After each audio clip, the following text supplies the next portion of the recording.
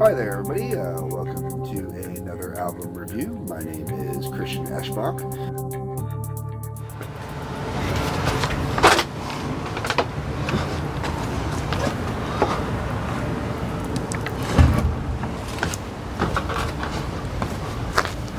Hey everyone. Dramatic effect. Testing out video footage for the wedding. So, I'm out here to talk about the last of the compact discs in Metallica's Load the Whole Kitchen Sink, the remastered superset. And this is Poor Touring Me 96 through 97, the Soundboard tapes. That being said, that means these were all recorded off the Soundboard. I'm going to take a seat here to talk about this. Alright. Now, I'm going to rattle through this set list real fast, alright? CD1, we got Intro Jam Live. We got So What, Creeping Death, Sad But True, Ain't My Bitch, Hero of the Day, Whiplash, Bleeding Me, King Nothing 1, 2x4, Wasting My Hate, Devil's Dance, Bass and Guitar Doodle, Nothing Else Matters, Until It Sleeps, For Whom the Bell Tolls, Wherever I May Roam, Fade to Black, Kill Ride Medley, Encore Jam, which is basically the Misfits London Dungeon, more or less. The Shortest Straw, Master of Puppets, Enter Sandman, Encore Jam 2, Fuel, Bread Fan, and Overkill. Basically, it's every song they played well out on tour, but they did not play every one of these songs every night. Like, for example, I saw them on this tour, and when I saw them, I did not get Devil's Dance or Fuel, which at that time were both completely brand new, unreleased tracks. We're going to see how well this microphone holds out now that my central air just kicked in out here. So with Devil's Dance and Fuel, like I say, those came out later on Reload, so it's nice to have them both on here. I didn't get either of those at my show. When I saw them, I got Ted Nugent coming out and jamming with the band doing Stranglehold. A lot of the other songs on here, yes, I did get. However, Overkill was also not one of the songs I got. It seems like Bread Fan and Overkill were kind of switched in and out depending on the shows as which ones were the closers. And depending on which part of the tour you were catching them in as well. Now, this being recorded on the Soundboard makes a huge difference as well in the overall sound of this.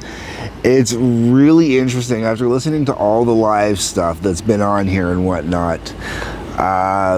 This has got the most unique sound in the sense that it sounds like it's live in a rehearsal studio. It doesn't sound like it's actually live in an arena. Or it sounds like it could even maybe be the arena, but if it's the arena, it's during sound checks and whatnot, because you almost never hear the audience interactions in there. Once in a blue moon, the audience kind of slips in. And then the sound mix itself is really weird, because the lead and the rhythm guitar both are pretty much on par with each other in the mix, but they're really out front in the mix. The bass, you would think this is an Injustice for All, man.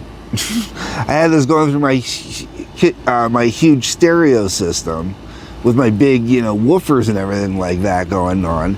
And I'm going to stand by that, compared to listening to Load, this sounded like Justice. And the drums were about where they should be in the mix.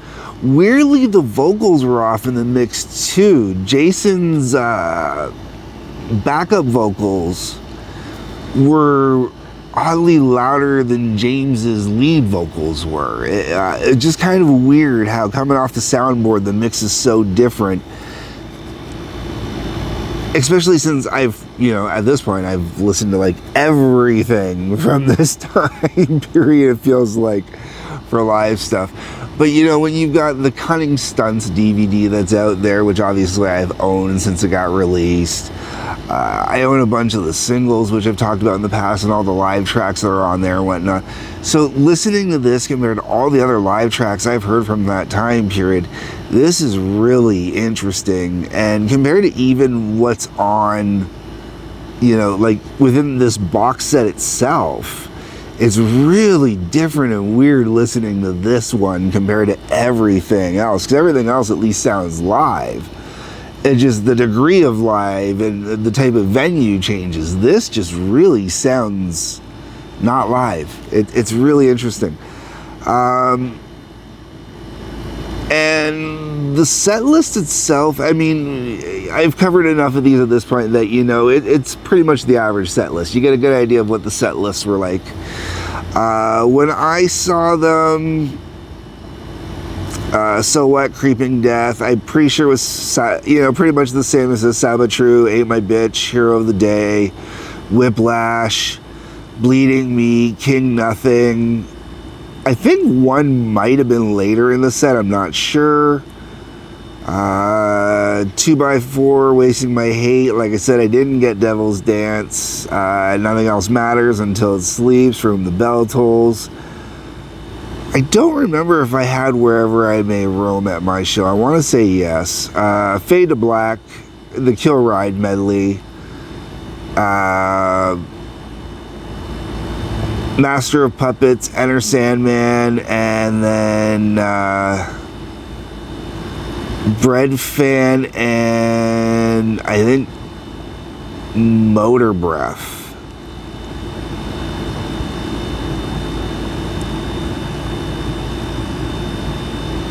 Yeah, I think it was Bread Fan and Motor Breath were the last two songs after they blew up the stage when we saw them. No, sorry. Not Bread Fan. It was Am I Evil and Motor Breath, if I remember correctly now. I know Am I Evil was definitely one of them. Because Am I Evil was the song that they came back with, and then I think they finished off with Motor Breath, but I could be wrong. So I guess, yeah, Am I Evil would be the only song that I know that they played during the sets that is not included on here. Interesting. Anyways, folks, I don't really have much more to add to this one. As is the last CD that's in there, I know I'm definitely going to download everything. I haven't done it yet. There are definitely some tracks in here that probably wouldn't make it into my download, just because they're kind of interesting to hear on here. But a lot of them would be kind of like the load tracks themselves, I think. Yeah, for the most part. The load or the reload tracks, for the most part. Maybe the covers, I'm not sure. I think I got one DVD left to cover. I know one for sure, which will be the next review I'll get into, and then we'll do a nice little review for the book. And then I'll recap the whole thing one more time as a whole, and then that'll be it for the load set. And at this point, I'm going to say, man, this is for the hardcore fans.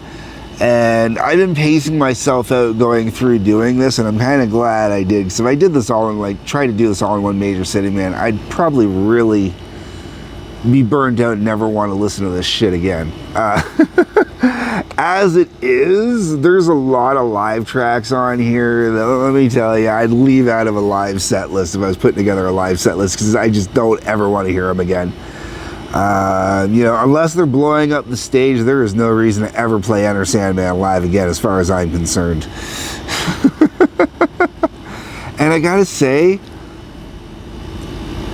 I love the Kill Ride medley, and I really wish they'd bring back the Kill Ride medley, but I also wish they'd bring back the Justice medley too.